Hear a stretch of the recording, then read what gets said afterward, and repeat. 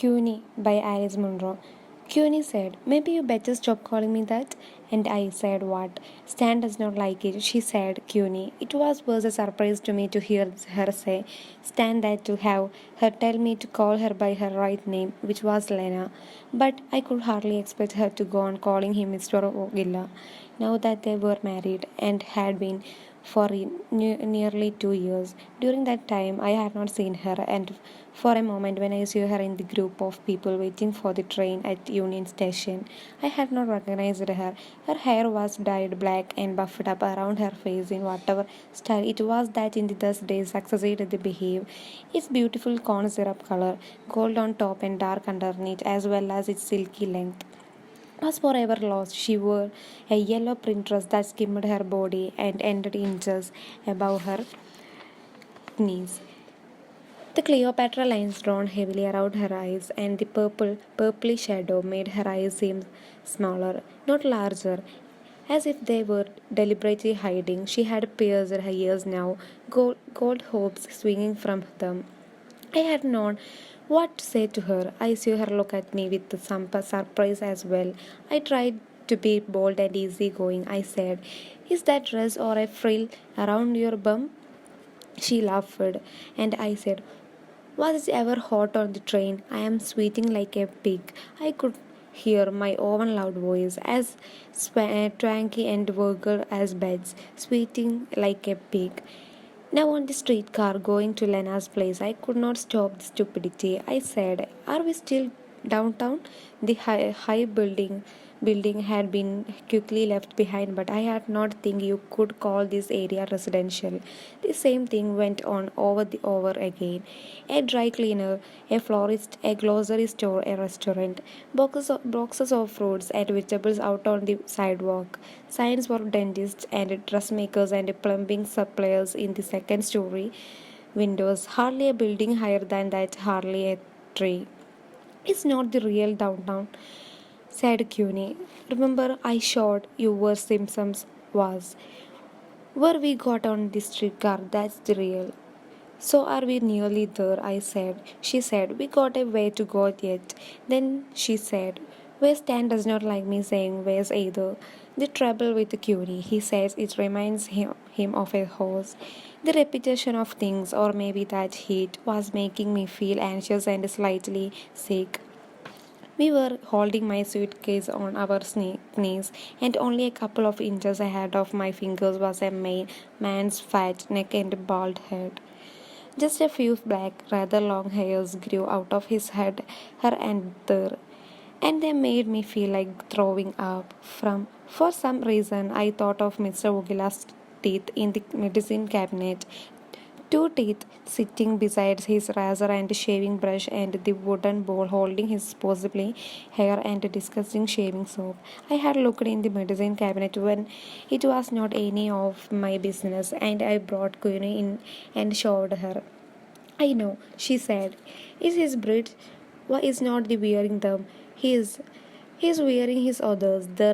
These are his spares." "Yuck," I said. "Are not they yellow?" "Shut up," said Cuny, but she was laughing. Mr. Wogila was lying on the dining room couch with her eyes shut, but maybe not sleeping. "What he does not like about Cuny said, is he say it remind him of a horse. When we got off the streetcar at last, we had to walk up a steep hill, trying awkwardly to share the weight of the suitcase. The houses were not quite all the same though at first they looked like it. Some of the roofs came down over the walls like caps, or else the whole second story was like a roof covered in the shingles. The shingles were dark green or maroon or brown. The porches came to within a few feet of the sidewalk, and spaces between the houses seemed narrow enough for people to reach out the side windows and shake hands. Children were playing on the sidewalk, but Cuny took no more notice of them than if they were birds pecking in the cracks. A very fat man, naked from the waist up, sat on his front staring at us in such a fixed and gloomy way that I was sure he had something to say to us. But Cuny marched on past him. She turned it in part way up the hill, following a gravel path between some garbage tins. Out of an upstairs window, a woman called something that I found unintelligible.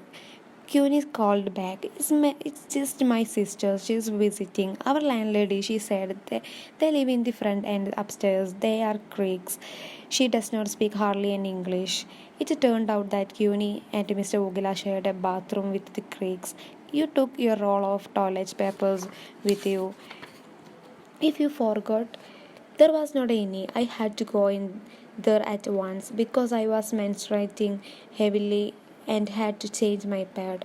For years afterwards, the sight of certain city streets on hot days, certain shades of brown bricks and dark painted shingles, and the noise of street cars would bring back to me the memory of cramps low in the belly, waves of flushing, bodily leakage, and confusion.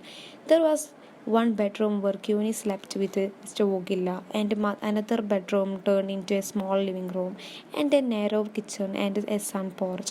The cot in the sun porch was where I was to sleep. Close outside the windows, the landlord and another man were fixing a motorcycle.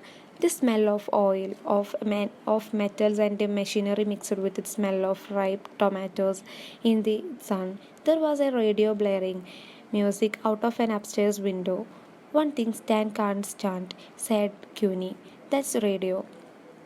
She pulled the flowered curtains close, but the noise and the sun still came through. I wish I could afford the lining, she said. I had the old pad wrapped up in toilet paper in my hands. She brought me a paper bag and directed me to the outdoor garbage pail. Every one of them, she said. Out the right away. You won't forget, will you? I still tried to be nonchalant and act as if I felt welcome. I need to get a nice school dress like yours, I said. Maybe I could make you one, said Cuny, with her head in the fridge. I want a coke, do you? I just go to this place. They sell remnants.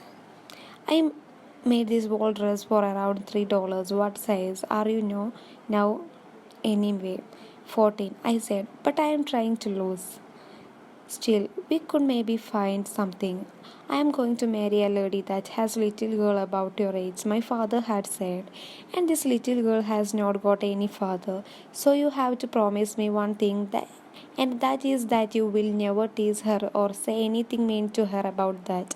There have been times when you may get in a fight and disagree with each other the way sister do, but that is one thing you never must say, and if other kids say it, you never take their side. For the sake of argument, I said that I did not have a mother and nobody said anything mean to me. My father said, that's different. He was wrong about everything. We did not seem anywhere near the same age because Cuny was 9 when my father married Beth and I was 6. Tough later, after I had skipped a grade and Cuny had failed one, we came closer together this school, and I never knew anyone to try to be me to Cuny. She was somebody everybody wanted to be friends with. She was chosen first for a baseball team, even though she was a careless baseball player, and first for a spelling team, though she was a poor speller. Also, she and I did not get into fights, not once. She showed plenty of kindness towards me, and I had plenty of admiration for her. I would have worshipped her for her dark gold hair and her sleepy looking dark eyes and her giggly, easy going confidence, even if she had not been kind. But for a pretty girl, she had an extraordinary sweet nature. As soon as I woke up on the morning of Cuny's disappearance, the morning in early winter, I felt her absence. It was still dark between 6 and 7 o'clock. The house was cold. I pulled on the big woolly brown bathrobe that Cuny and I shared. We called it Buffalo Bill, and whichever of us got out of bed first in the morning would grab it. A mystery where it came from. Maybe a friend of Beth's before she married your dad, Cuny said. But don't say anything, she'll kill me. Her bed was empty and she was not in the bedroom. I went down the stairs, not turning any lights on, not wanting to wake up Beth. I looked out the little window in the front door, the hard pavement, the sidewalk, and the flat grass in the front yard all glittering with frost. The snow was late. I turned up the hall thermostat and that furnace rolled over in the dark gave it reliable crawl. We had just got the oil furnace, and my father said he still woke up at 5 every morning thinking it was time to go down to the cellar and build up the fire. My father slept in what had been a pantry of the kitchen. He had an iron bed and a broken backed chair. He kept his stack of old National Geographics on to read when he could not sleep. He turned the ceiling light off and on by a cord tied to the bed frame.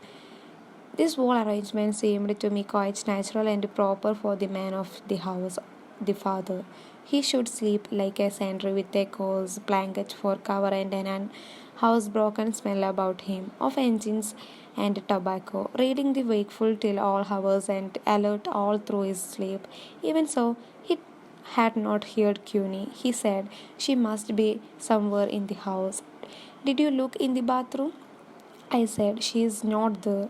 Maybe in with her mother. Case of the heebie-jeebies. My father called it heebie-jeebies when Beth woke up, or did not quite wake up. From a bad dream, she would come blundering out of her room, unable to say what had frightened her, and Cuny had to be that one to get her back to bed. Cuny would curl against her back, making comforting noises like a puppy lapping milk, and Bet would not remember anything in the morning. I had turned the kitchen light on.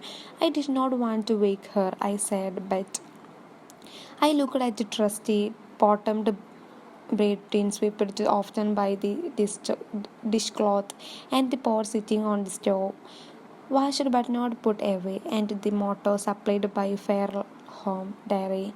The Lord is the heart of our house. All those things stupidly waiting for the day to begin and not knowing that it had been allowed out by catastrophe. The door to the side porch had been unlocked. Somebody came in, I said. Somebody came in and took Cuny. My father came out with his trouser on over his long underwear. Beth was slapping downstairs in her slippers and her chanille robe, flaking on lights as she came. Cuny not in with you, my father said. To me, he said. The door had to be unlocked from the inside. Beth said, what's this about Cuny? She might just have felt like a walk, my father said. Beth ignored this. She had a mask of some pink stuff tried on her face. She never sold any cosmetics she had not tried on herself. You get over to Vogila's, she said to me. She might have thought of something she was supposed to do over there. This was a week or so after Mr. Vogila's funeral, but Cuny had kept on working there, helping to box up dishes and lines so that Mr. Vogilas could move into an apartment. He had the Christmas concerns to get ready for and could not do all the packing himself. Beth wanted Cuny to just quit so that she could get taken on for Christmas help at one of the stores. I put on my father's rubber boots that were by the door instead of going upstairs for my shoes. I stumbled across the yard to the Vogila's porch and rang the bell.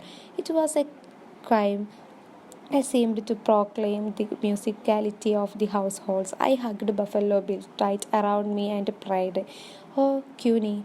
Cuny turned the lights on. I forgot that if Cuny was working in there, the lights would be on already.